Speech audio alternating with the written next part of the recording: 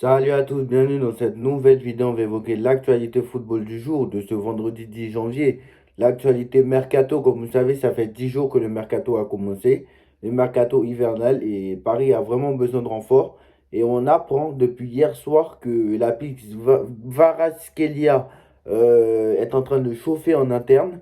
Alors, comme vous savez, l'année dernière déjà, l'été dernier, le Paris Saint-Germain et Luis Campos étaient déjà dessus.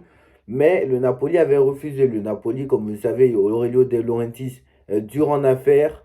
Donc, c'est compliqué. Bon, généralement, entre le Paris Saint-Germain et Naples, il y a quand même de bonnes relations, puisque avec les transferts qui ont été faits ces dernières années, Fabian Ruiz, qui est encore au Paris Saint-Germain, et dans deux qui sont partis il y a longtemps, Lavezzi et Cavani. Donc, voilà. Donc, Lavezzi, Cavani, Fabian Ruiz. Donc, voilà. Kvara pourrait être le prochain.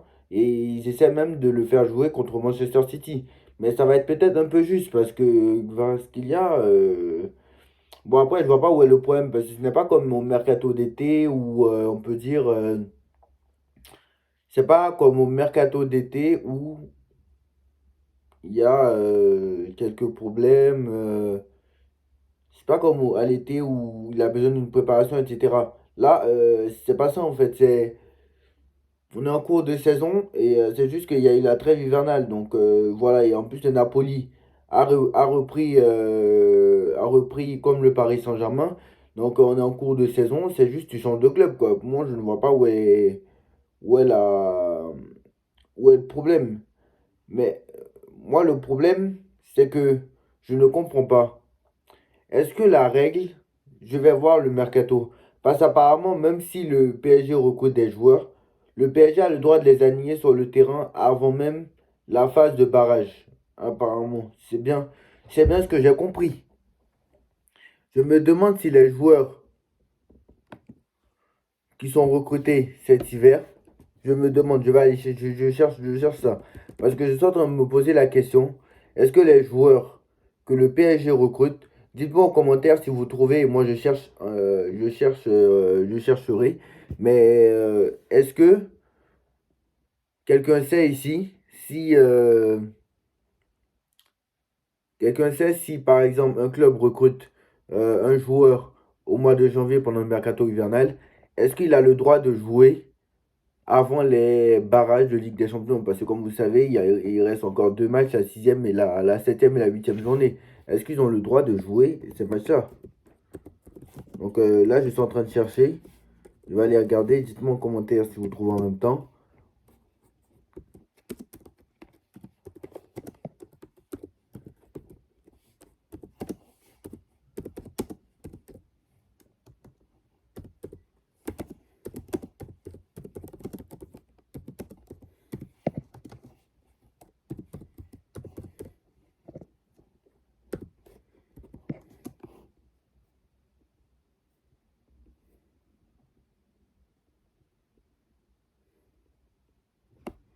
Donc là, je suis sur le site de l'UEFA, on va voir. Donc là, c'est quand même assez fiable.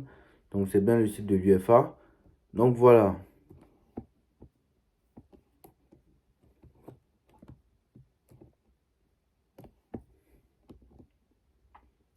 Comme je suis sur la phase de saison, alors.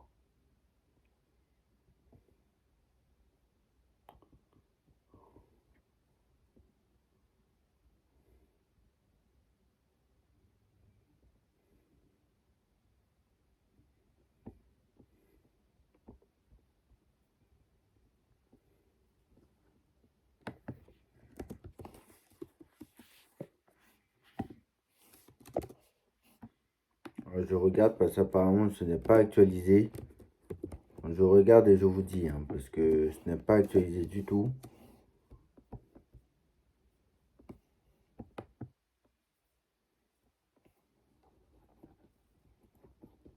Ce n'est pas actualisé non plus. Ça date de janvier 2024. Donc ce n'est pas du tout ça en fait. Ce n'est pas du tout ça.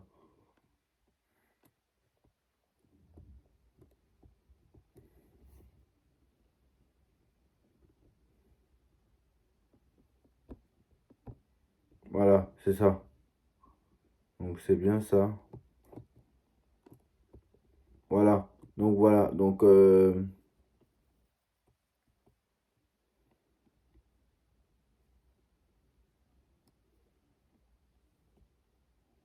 voilà, c'est ça. Donc voilà. Donc le règlement est que voilà.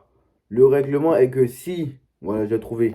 Donc le problème c'est que le règlement est que si le Paris Saint-Germain recrute ces joueurs-là ne seront pas autorisés à jouer pendant cette phase de saison régulière. Donc ça veut dire que si le Paris Saint-Germain recrute Kouzanov, bon, donc, en fait, ça sert presque à rien. Enfin, ça sert presque à rien. Bon, tu peux essayer de te qualifier quand même avec les joueurs que tu as. Mais limite, si par exemple, Kvaratskhelia vient au Paris Saint-Germain, et il y a une information, comme il y a une information supplémentaire hein, sur d'autres clubs, on va en revenir parce qu'il n'y a pas que le Paris Saint-Germain qui est en danger, même si c'est le club le plus en danger parce que c'est le seul gros club qui n'est pas encore dans les 24. Euh, si par exemple le Paris Saint-Germain recrute Kvaratskhelia ne sera pas autorisé à jouer ni contre Manchester City, ni contre Stuttgart, voilà. On peut jouer la Ligue des Champions avec deux clubs différents, il n'y a pas de souci. Mais pas avec trois clubs différents, voilà. Ça, tout le monde le sait. Mais tu ne peux pas jouer la Ligue des Champions. Il faut forcément qu'en fait la première partie soit terminée. C'est la phase de saison régulière. Donc ça signifie que grâce qu'il y a, même s'il est recruté, bah, il ne sera pas autorisé à jouer les deux matchs restants contre Stuttgart. Et donc tu vas devoir faire avec ce que tu as, en fait, tout simplement. Donc voilà. Donc Kvaratskhelia, le Napoli veut 80 millions. Le PSG propose au joueur un salaire multiplié par 4 par rapport à son salaire qu'il a actuellement. Donc je me demande combien il touche actuellement au Napoli. Ça c'est curieux de voir ça. Sauf en cas de grosse vente, Paris ne veut pas payer les 80 millions d'euros, ce que je comprends tout à fait parce que ça ne les vaut pas. Moi, ça vaut 60 grand maximum. Voilà, 80 millions d'euros, voilà, c'est beaucoup trop. Le club cherche la meilleure formule pour signer le joueur qui lui souhaite rejoindre Paris. Donc déjà, lui, il a déjà envie de venir à Paris. Donc ça, c'est déjà ça. Cet été, lui aussi, il avait envie de venir. Donc ça ne s'est pas fait à cause de Laurentiis. De Laurentiis demande encore 80 millions d'euros, c'est compliqué. Donc à moins d'une vente importante, Paris ne va pas recruter Kvaratskhelia à 80 millions, c'est clair et net. Mais voilà, Paris avait proposé Colomwani en échange, 60 millions plus Colomwani, mais le Napoli a refusé. Sachant que déjà il est un diffuseur en Ligue 1, qu'est-ce qu'il va faire en Serie A? Qui retourne en Bundesliga? C'est clair, c'est net, c'est précis pour moi. Voilà. Le PSG prévoit d'être actif lors de ce mercato hivernal et vise à recruter 2 à 3 joueurs. Alors 2 à 3 joueurs, ça va être compliqué. Hein, parce que déjà on est le 10 janvier et bon, ça bouge, hein, ça bouge quand même. Donc pour financer et alléger la masse salariale, le PSG envisage de se séparer de certains joueurs, dont Asensio. Mais pour moi, Asensio, d'après Loïc Tanzi, hein, pour moi, Asensio, c'est une énorme erreur de se séparer de lui parce que Asensio, à chaque fois qu'il a joué, à chaque fois il était bon. À part contre l'Atlético Madrid, où la remise était nulle contre l'Atlético Madrid, alors je m'attendais un peu plus de lui. Mais sinon, à chaque fois, bon après, hein, je dois avouer que l'année dernière, déjà, il était beaucoup blessé. Quand il est revenu de blessure, c'était un joker utilisé, alors qu'en première partie de saison, il était plus. Enfin, avant sa blessure, c'était lui le réel titulaire. Donc voilà, quand il est revenu de blessure, c'était un joker. Donc comme Kanginli par exemple. Mais par exemple, Luis Enrique, quand même, il est fan de Kanginli. Alors que Kanginli ne montre rien. Donc moi, je me pose la question en fait. Je me pose la question du personnage un peu. Mais bon, je me dis quand même que le mec, je comprends pas. Il y a quand même 80 millions sur le banc. Colomani 90 sur le banc. Ramos 80 sur le banc. Et ces deux joueurs-là ne jouent pas. Presque pas. Ramos, depuis son retour, il te met but à chaque match qui rentre. Alors que le mec joue même pas tous les matchs. Au moins Ramos il rentre. Mais Colomani, lui, il joue même plus du tout. Mais bon, ce ne sont pas les choix de Enrique. Donc on ne peut pas dire réellement qu'il va payer. Parce qu'il y en a qui ont dit que Kvaratskhelia, il va payer Kvaratskhelia, il va pas jouer. Non, non, pas du tout. Non, pas du tout. Déjà, c'est une priorité de Luis Enrique. C'est Luis Enrique qui fait tout. Donc, c'est Luis Enrique qui fait le mercato. Je tiens à rappeler que João Neves, c'est une recrue de Campos. Donc, il joue. Mais il joue souvent, mais il joue très souvent d'ailleurs. Mais c'est une recrue de Campos, João Neves. Vous savez qui c'est, son agent. Ramos, c'est une recrue de de Jorge Mendes, pardon, de Campos et pas de Luis Enrique. Canguini, c'était Luis Enrique. Canguini, je crois que c'était Luis Enrique. Barcola, c'était Luis Enrique. Dembélé, c'était pas Luis Enrique. Dembélé, c'était Luis Enrique. Dembélé, c'était Luis Enrique. Et Ugarte, c'était pas Luis Enrique, c'était Luis Campos. Donc c'est pour ça qu'il jouait pas. Donc voilà, quand tu vois que Colomani, c'était pas Luis Enrique. Donc voilà, tous les joueurs qu'il n'a pas appelés, c'est pour ça qu'ils se retrouvent sur le banc. Voilà, tout simplement. Donc moi, il y en a, ils vont me dire que oui, il va payer 80 pour qu'il. Non, il va pas payer 80 pour qu'il soit sur le banc, vu que c'est lui qui l'a choisi. Donc voilà. Et surtout que maintenant, Barcola a commencé à être sur le banc alors qu'il avait fait une bonne partie, première partie. Enfin, il avait bien commencé, mais Barcola commence à être souvent sur le banc parce que le mec, voilà, il s'est vu trop beau et voilà. Le problème, c'est que Barcola se voit trop beau. Barcola se dit, il n'y a pas de concurrence. Mais avec l'arrivée de Kvaratskhelia, Barcola et Dembélé pourraient quand même être moins sur le reculoir. Pourrait se dire, ah oui, bah, il y a quelqu'un qui est là, donc du coup, c'est sûr qu'il peut jouer et à gauche et à droite. Donc, ah oui, il y a quelqu'un qui arrive, donc je ferais mieux peut-être d'être meilleur. Donc voilà. Même s'il a déjà été sur le banc, mais on a vu que les remplaçants, voilà, ça ne fait pas l'affaire. Voilà. Kanguinli, Doué, ça ne fait pas l'affaire. Voilà. C'est Doué, avec tout le respect que j'ai pour lui, il est limité, le pauvre. On va pas mettre Doué contre City. Même si c'est un City moins bien. Bon, on passe à une autre info. Le PSG intéresse le PSG s'intéresse à Malfed Ougalde. 15 buts en 18 matchs de D1 russe. L'attaquant joue au Spartak Moscou, 22 ans. Bon, c'est un championnat beaucoup plus faible que la Ligue 1. Franchement, à voir, hein. À voir, mais c'est un peu comme c'est le style de joueur à la Kanginli ou à la. Ça peut te faire une bonne surprise, mais voilà, c'est un jeune joueur prometteur d'avenir, quoi. Voilà, c'est la nouvelle politique du Paris Saint-Germain et moi je suis tout à fait d'accord avec ça. Faut carrément prendre son temps. Donc voilà, mais il te faut aussi des joueurs d'expérience et Kvaratskhelia en est un, vous voyez. Euh, Alors, on apprend aussi une information.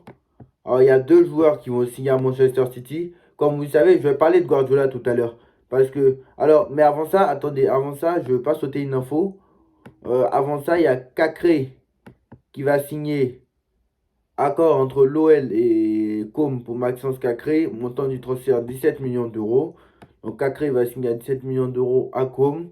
C'est ce genre de joueurs-là, c'est entre les petits clubs qu'il y a des petits montants comme ça. Sinon, maintenant, les joueurs même inconnus, 80 millions d'euros.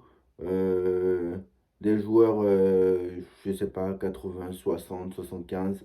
Voilà, c'est pour ça que moi, Kvaratskhelia à 60 millions, qui a déjà fait une bonne saison avec Naples 2022-2023, ça me fait pas forcément.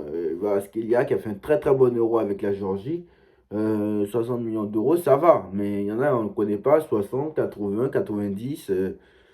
Voilà, 60, ça les vaut, vous voyez. Donc, accord total entre Manchester City et Lens pour Kuzanov. Kuzanov, que pas grand monde ne connaît, hein. 50 millions d'euros, bonus inclus. Est-ce que ça les vaut? Bon défenseur du RC Lens. Ouais, il a marqué contre le Paris Saint-Germain, lui d'ailleurs.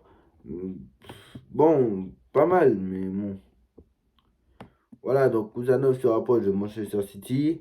Et on apprend aussi que Marmouche. Donc on apprend aussi que Marmouche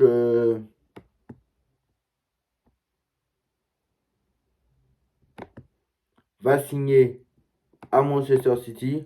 Donc, Omar Marmouche, joueur de Leverkusen, non, de Francfort, joueur de Francfort, va signer à Leverkusen, au Bayern. Je crois que j'ai du mal, hein. Omar Marmouche va signer à Manchester City. Comme vous savez, Guardiola va recruter donc deux joueurs. Guardiola ne peut pas jouer sans grand joueur. Parce que depuis que Rodri est blessé, Guardiola n'arrive plus à gagner un match. Et moi, on me dit, Guardiola, c'est le meilleur entraîneur du monde. Guardiola, oui, d'accord, et tout. Au niveau du jeu, oui. Au niveau du jeu, Guardiola est le meilleur entraîneur du monde au niveau du jeu. C'est tout. Guardiola a trois Ligues des Champions. On en a gagné deux avec le Barça, avec des Ferrari. Et même Manchester City, à Manchester City, il a mis combien d'années à la gagner? Il a mis 8 ans ou 9 ans à gagner la Ligue des Champions. Il arrive en 2015, il a gagné en 2023. Guardiola a mis 8 ans à gagner la Ligue des Champions. 8 ans. Vous vous rendez compte que c'est énorme. 8 ans pour gagner la Ligue des Champions. C'est énorme. Alors, vous allez me dire, oui, mais il y en a, ils vont me dire, oui, mais Paris, et ça fait 15 ans que le Qatar est arrivé, ils n'ont toujours pas de Ligue des Champions. Je parle de Guardiola. Je ne parle pas de Manchester City. Là, je ne parle pas du club. Là, je parle de l'entraîneur lui-même. Je parle de Guardiola. Je ne parle pas de Manchester City. Au moins, Manchester City l'a gagné. Donc, nous, on ne peut pas vraiment critiquer puisque nous, on ne l'a pas encore gagné. Mais bon. Mais là, je parle de Guardiola en lui-même. Même s'il était dans un autre club, il était par exemple au Bayern de Munich et qu'il aurait eu la même situation, j'aurais dit Paris. Mais quoi qu'il en soit, Manchester City est un plus gros club que le Paris Saint-Germain, hein. Ça, il n'y a pas de débat là-dessus, hein. Je ne dis pas non. Mais Guardiola, lui, en fait, il lui faut des Ferrari pour gagner. Voilà. Lui, s'il n'a pas de grands joueurs, il ne peut pas gagner. Voilà, c'est ça. S'il n'a pas de grands joueurs, il ne peut pas gagner. Par exemple, vous voyez Mourinho, avec l'effectif qu'il a eu avec l'Inter, ou avec Porto, il a gagné. Qui s'y attendait? Alors qu'à chaque fois, Guardiola, il a fallu dépenser combien pour qu'il gagne une Ligue des Champions? Il a fallu prendre De Bruyne, il a fallu prendre Haaland, il a fallu prendre Mahrez, il a fallu prendre Bernardo Silva, il a fallu prendre beaucoup de joueurs, beaucoup de grands joueurs. Bernardo Silva, il est devenu un grand joueur. Bernardo Silva, il était déjà un grand joueur quand on l'a pris. Voilà, Bernardo Silva a été champion, même contre le Paris Saint-Germain, il se baladait, le mec. Bernardo Silva était déjà un grand joueur. Haaland, quand il est arrivé à City, voilà. Guardiola, voilà. Et en plus, la preuve quand je dis que tu ne peux pas gagner 109, même Guardiola qui jouait 109 les années, il a fini par résister et il a pris un 9 l'année d'après, l'année où il prend son 9, il gagne la Ligue des Champions. Donc Enrique prend un 9. Au lieu de dire oui, le faux neuf, le faux neuf. Maintenant, ça n'existe plus. Tu peux plus gagner 109. Ça n'existe plus. Oui, vous allez me dire oui, mais le Real Madrid en 2023, en 2024, l'a gagné 109. Mais c'est le Real Madrid. Ça reste le Real Madrid. Voilà. Quel grand club en Europe a gagné la Ligue des Champions sans numéro 9 à part le Real Madrid dans ces 10 dernières années? J'en ai pas. J'en ai pas. Ces 10 dernières saisons, j'en ai pas. Il y a le 2015, Suarez. 2016, 2017, 2018, Benzema. 2020, 2019, Firmino. 2020, Lewandowski. 2021, 2021, il y avait Kai Havertz quand même. Mais Chelsea n'avait pas de numéro 9. Chelsea n'avait pas de numéro 9. Ils l'ont gagné quand même. Donc c'est une exception parmi. C'est une exception. 2021, je crois que Chelsea, Kai Havertz n'est pas un vrai, vrai, vrai numéro 9, hein. Kai Havertz, c'est un milieu offensif. Kai Havertz n'est pas un vrai, vrai, vrai numéro 9. 2022, voilà, Benzema. 2023, Haaland. 2024, voilà, le Real Madrid. Donc voilà, moi je pense que tu peux pas gagner sans numéro 9. Voilà, donc bientôt le match contre Manchester City dans 12 jours. Et je pense que ça va être compliqué de battre Manchester City. C'est dans moins de 2 semaines. Et j'ai peur de la déculotter parce que là, je sais pas comment on va faire, hein. Honnêtement, je vous dis la vérité, je sais pas comment on va faire. Je sais pas comment on va faire. Voilà. Guardiola a pris des renforts. Nous, on espère qu'on aura nos renforts aussi. Mais ouais, on espère que VAR, ça va se faire vite. Mais en tout cas, je sais pas s'il sera titulaire contre City. Donc voilà, moi, je vois pas perso, je ne vois pas le problème parce que il est en cours de saison, il est en train de jouer. C'est pas comme l'été où il y a une préparation, etc. Je trouve que la saison a repos depuis une semaine. Donc je vois pas pourquoi il ne jouerait pas. Donc voilà. Donc voilà, dites-moi en commentaire ce que vous en pensez. C'était tout pour les infos mercato du jour. Dites-moi en commentaire ce que vous en pensez. En like, on partage, on commente, on s'abonne. Et on se retrouve très très vite pour une nouvelle vidéo. Alors pour rappel, dimanche, PSG AS Saint-Etienne et le 16e de finale de Coupe de France où je pense que Enrique va faire tourner. Donc voilà, PSG AS Saint-Etienne où le PSG devait gagner normalement 3 ou 4-0 parce que Saint-Etienne est d'une faiblesse tellement abyssale. Donc voilà, et après Manchester City qui va arriver très vite. Donc voilà, et Stuttgart, on espère que Paris se qualifiera pour les huitièmes de finale. On le saura pour les barrages, pardon. Donc voilà, et on espère qu'on sera en barrage. Rendez-vous dans 19 jours. Donc voilà. Tchuss.